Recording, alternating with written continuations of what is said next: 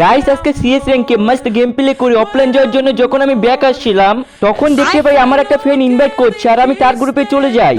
আরে রানা ভাই, আমি তোমার অবজারে থাইকা তোমার গেম প্লে দেখতেছিলাম ভাই। তুমি এটা কি খেললা ভাই? তুমি একাই একটা স্কোয়াডে খাইয়া ফেলছো। রানা ভাই, আমি তো বিশ্বাসই করতে পারতেছি না, তুমি কি খেললে মাইডি?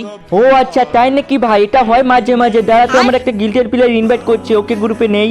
আরে রানা ভাই শুনো না, দুইটা প্লেয়ার আমাদের গিল্ডে আসতে চাই, ওদেরকে কি ডাকবো? আচ্ছা ঠিক আছে ভাই, ওদের গ্রুপে যেয়ে আমাকে ইনভাইট কর।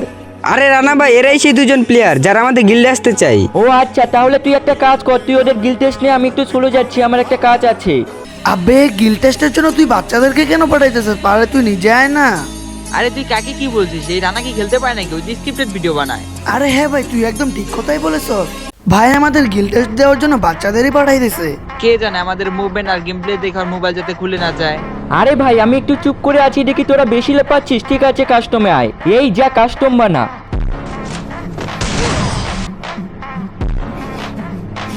वास्तविकता के साथ जागो।